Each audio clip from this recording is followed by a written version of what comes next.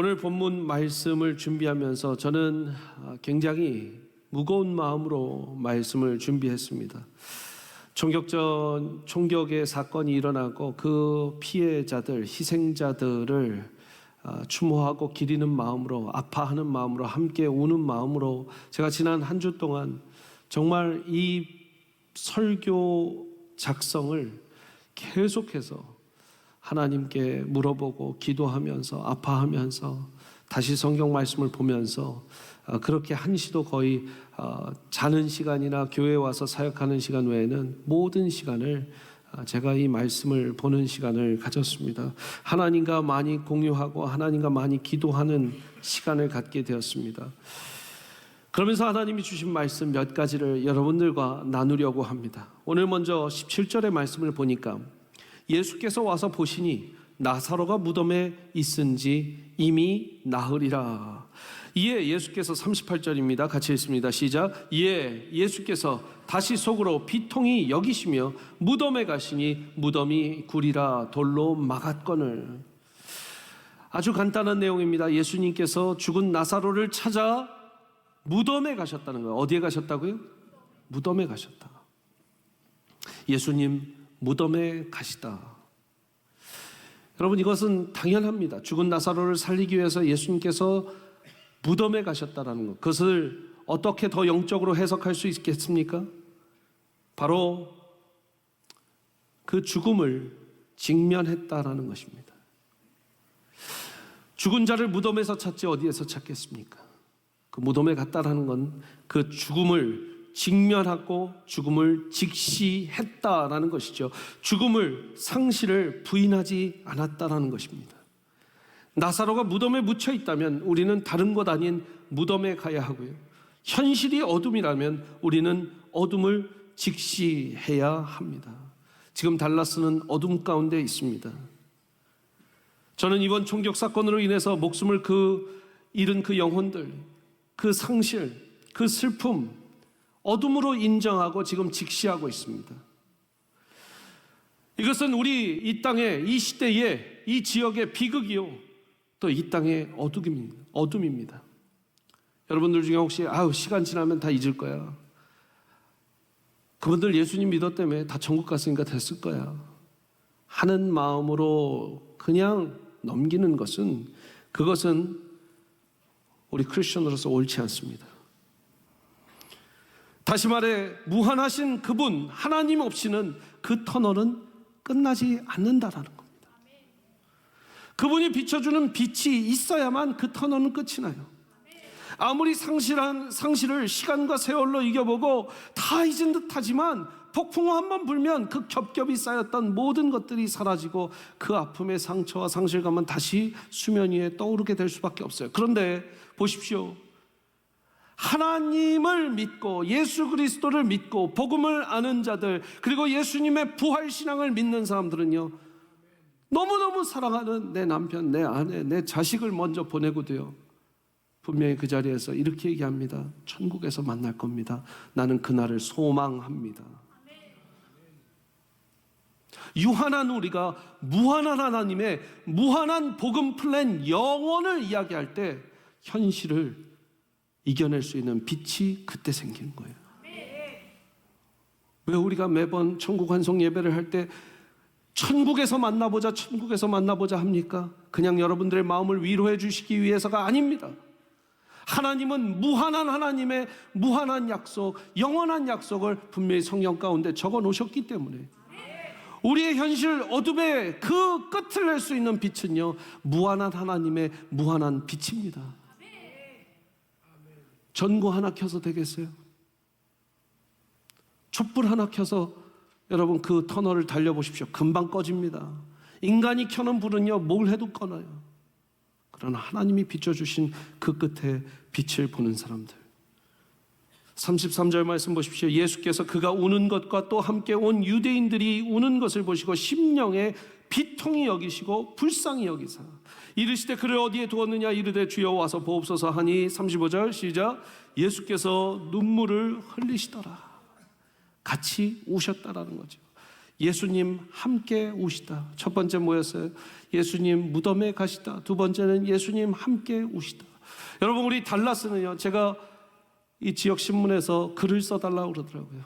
그래서 글을 써드렸습니다. 제가 제목을 뭐라고 했냐면 지금은 함께 울 때입니다 라고 했어요. 함께 울어야 할 때 우는 것이 진정한 지체의 자세입니다. 우리 교인이 아니라고? 아니요. 이 지역 전체, 믿든지 안 믿든지 우리의 이웃된 사람들은 다 지체예요. 그 지체들을 위해서 함께 울 수 있는 여러분들이 되시기를 바랍니다. 아까 제럴드 시초 목사님 그 책에, 하나님 앞에서 울다의 책에 이런 구절이 또한 있습니다. 한밤의 고독은 고통스러웠지만 피할 수 없는 것이기도 했다. 하지만 그 시간들을 통해 나는 진정으로 애곡하는 것을 배웠고 집중적으로 나 자신을 돌아볼 수 있게 되었다. 애곡하는 것, 슬피 울며 그 애곡함을 배웠다라는 거예요. 그리고 그 애곡하면서 나 자신을 돌아볼 수 있게 됐다. 여러분, 크리스천들은요, 애곡하고 부르짖을 때 우리의 자신을, 우리의 정체성을 더욱더 발견하게 됩니다. 이런 말이 있습니다. 혹시 여러분들이 들어보셨을지 모르겠지만, 신앙은 타인의 고통에 대한 상상력이다라는 말이 있어요. 신앙은 타인의 고통에 대한 상상력이다. 타인의 고통이 얼마나 극심할까를 상상해보고 생각해보는 것이 우리 신앙의 성숙잣대라는 거예요. 저는 그 뜻을 조금 더 풀어서 이렇게 한번 여러분들을 위해서 적어보았습니다. 신앙 성숙의 잣대는 타인의 고통을 얼마만큼 공감하고 아파하느냐 하는 것이다. 같이 한번 읽어볼까요? 시작. 신앙 성숙의 잣대는 타인의 고통을 얼마만큼 공감하고 아파하느냐 하는 것이다. 왜 애곡하면서 나 자신을 더 들여보게 됩니까? 내가 누군가를 위해서 울 수 있는 존재라는 것, 그것이 여러분의 신앙의 성숙 척도라는 겁니다.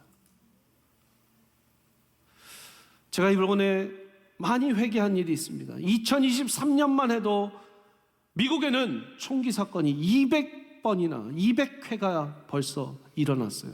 200번이요. 지금 5월인데 2023년 한 해만 1월, 2월, 3월, 4월까지 통계된 게 200회가 넘습니다. 이번 총기 사건은 그 중에 하나예요. 그런데 우리 달라스 교민들이, 한인들이, 또 한국의 모든 지상파 뉴스들과 모든 한국인들이 어떻게 이번만큼 이렇게 놀라고 아파하고 힘들어한 적이 있습니까? 별로 없었어요. 왜 그렇습니까? 지난 200번 넘는 총기 사건은 다 타민족의 일이거나 다른 인종의 일이거나 미국, 백인, 흑인, 라티노, 다른 인종의 일로 치부해버린 거예요. 아무리 가까이서 일어났더라도 한 곳을 겨냥해서 일어난 사건 외에는 지금 이렇게 우리가 다니는 쇼핑몰, 우리가 다니는 그로서리 앞에서 이런 일이 일어날 수 있겠다라고 한 건 나에게도 일어날 수 있겠다라는 공감대가 억지로라도 형성됐어요. 그러나 크리스천들은 그걸 뛰어넘어서 나의 신앙의 성숙도가 다른 이들의 아픔을 상상해보고 생각해볼 수 있는 그 신앙의 성숙도라면 여러분들, 우리는 앞으로 이 미국 땅을 위해서 통곡하며 애곡하며 울고 기도하고 또 이 지역을 위해서 애곡하며 기도로 이겨내야 될 줄 믿습니다. 얼마나 공감하세요? 얼마나 같이 마음 아파하세요?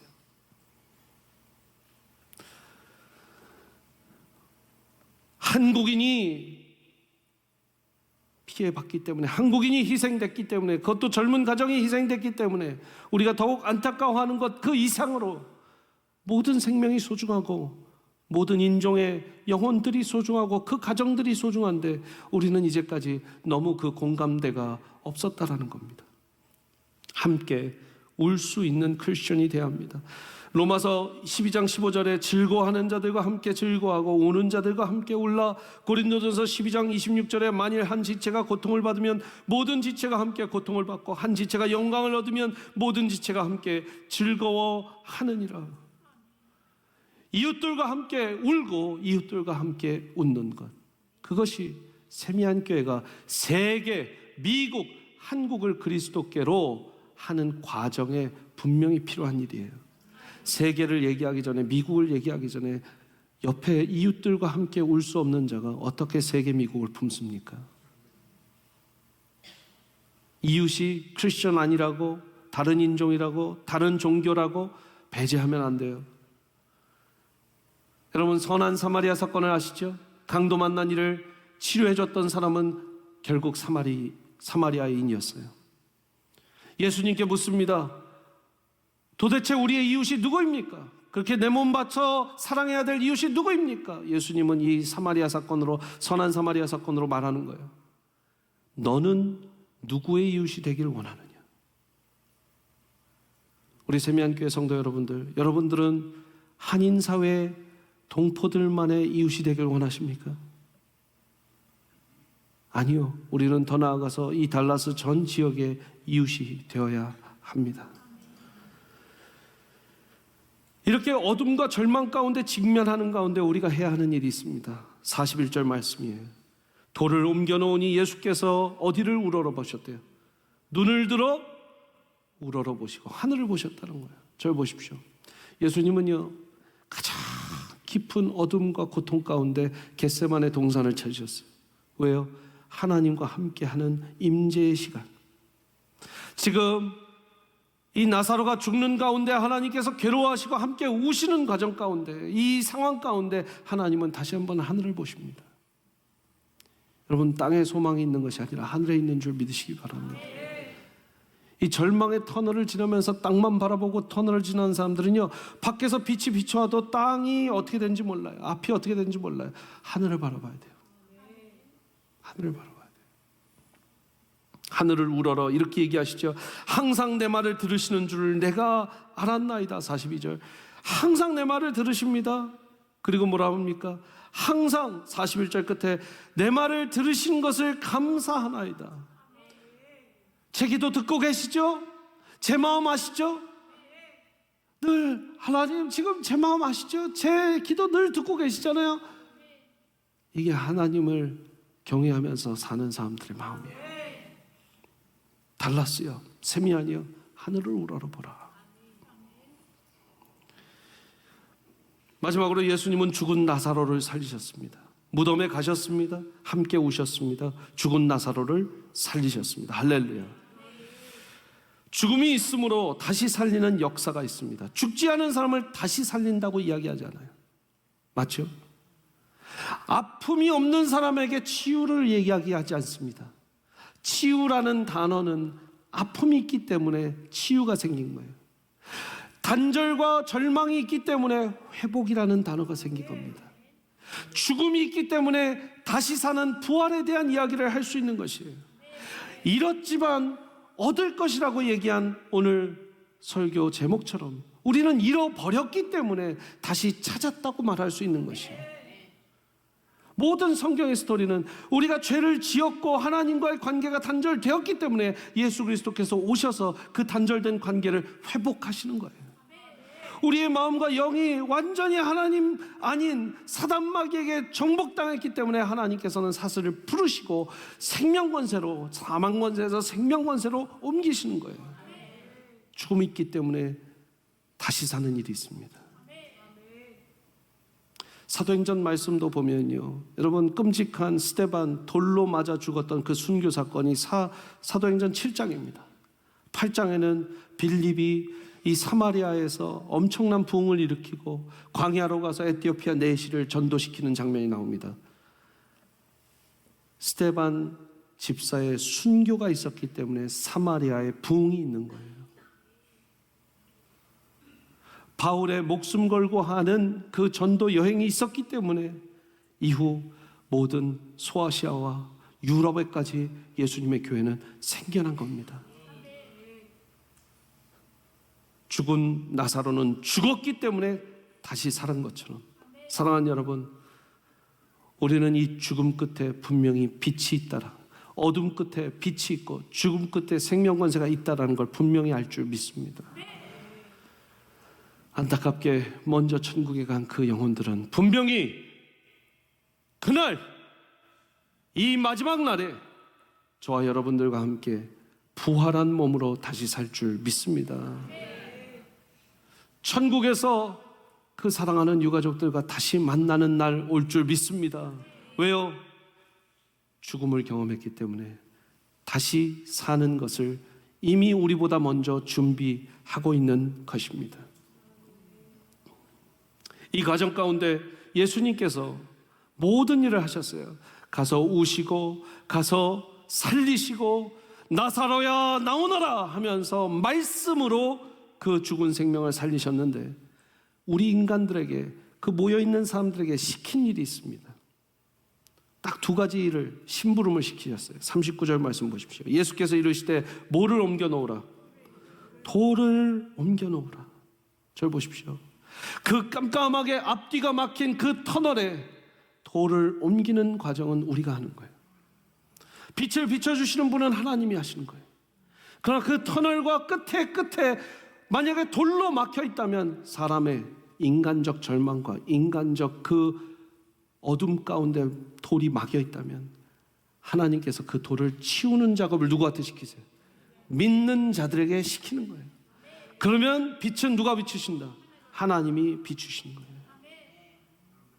그러니까 여러분들은 어둠을 직시하셔서 그 터널을 지나서 그 돌을 옮기는 사람들이 먼저 돼야 될 줄 믿습니다. 두 번째로 어떤 일을 시키셨습니까? 44절에 죽은 자가 수족을 배로 동인채로 나오는데 그 얼굴은 수건에 쌓였더라. 예수께서 이르시되 풀어 놓아 다니게 하라.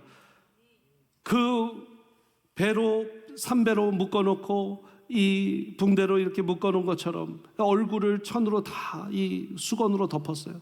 그걸 누구한테 풀어놓으라고 그래요? 믿는 자들에게 풀어놓으라고 그런 거예요. 여러분, 우리가 사실 그 나사로입니다. 나사로예요.